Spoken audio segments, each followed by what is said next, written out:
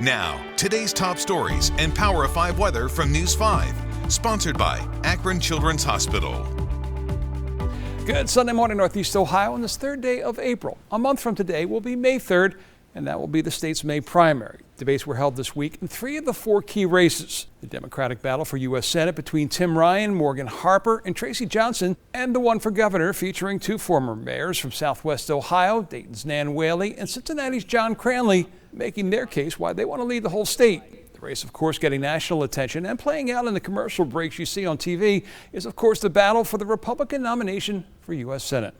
On a crowded stage, including for the first time all 7 Republicans on the May 3rd primary ballot, the hopefuls for U.S. Senate look to position themselves as the bearer of the America First flag. I'm a mom on a mission, ready to take our country back, to fight for American jobs, border security, and parents' rights in education. The hopefuls were asked again about whether the 2020 election was stolen from former President Trump. Josh Mandel to the point. I want to say it very clearly for all the rhinos out there and all the media elites out there. The 2020 election was stolen from Donald J. Trump. Many answers were geared towards appealing to the former president, who has yet to endorse in the race. There are people up on the stage who are literally fighting for one vote, and that person doesn't even vote in Ohio.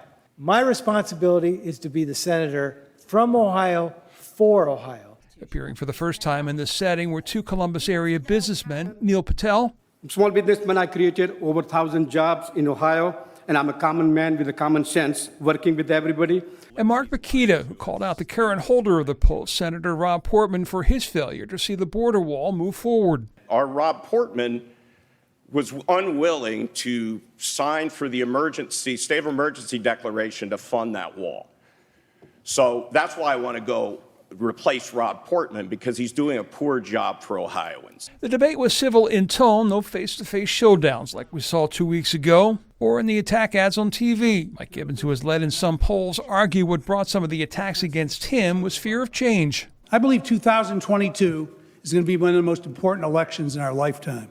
And I don't believe that we can entrust our nation's future to career politicians, party insiders, or people that put their finger in the air when they want to find out what they're going to say next. The panel was asked about Senator Rick Scott's plan to rescue America. J.D. Vance saying he doesn't like everything in it, but it is something Republicans need to be doing, putting ideas forward. There are a lot of problems out there, a lot of very serious problems, and we can't just sort of stick our flag in the mud and say we're against. We got to be for stuff.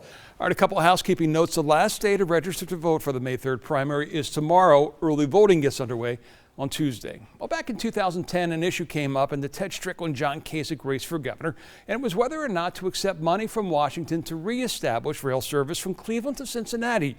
12 years later, it is an issue again. The question this time, where will Governor Mike DeWine come down on it? The Cleveland Amtrak station can be a quiet place during the day. Trains passing through here for Chicago and New York do so under the cover of darkness in the middle of the night. But Amtrak is hoping to change that in a big way with $66 billion in new funding under the Infrastructure Act. It's going to be a new day for passenger rail. Meredith Richards is chair of the Rail Passengers Association, which advocates for the improvement and expansion of rail service in the U.S. What Amtrak wants to do in Ohio in the form of 3C+D would do just that, restoring rail service between Cleveland and Cincinnati with stops in Columbus and Dayton. This may sound familiar because it was first proposed in 2010. We can use this train as a foundation for future expansion. That's when the Obama administration offered the state $400 million to build what they dubbed as a high-speed rail line. And Governor Ted Strickland initially said yes, but when he lost his re-election bid, new Governor John Kasich immediately said no, citing the costs down the road to the state. The difference rail supporters say is 12 years ago, it was Ohio going to Amtrak with the pitch. This time, it's the other way around. The 3C and D corridor is a priority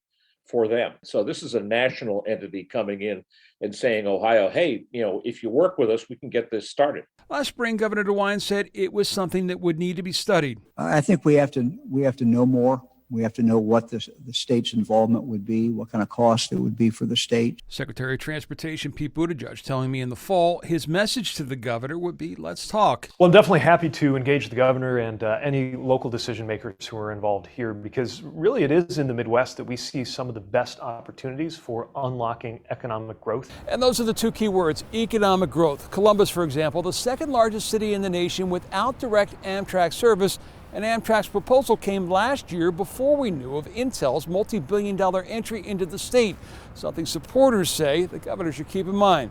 This is something that has a direct impact on enlarging the available workforce for employers like Intel. A spokesman for the governor telling News 5 Only that there are no new updates at this time related to the decision-making process. While supporters say they'd like a yes, they appreciate that it is being studied, and hopefully the conclusion the governor reaches is different from the one 12 years ago. Ohio's got a second chance. This is, you don't get many second chances, and this is a good second chance.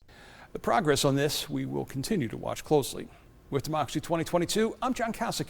Enjoy your Sunday. Sponsored by Akron Children's Hospital.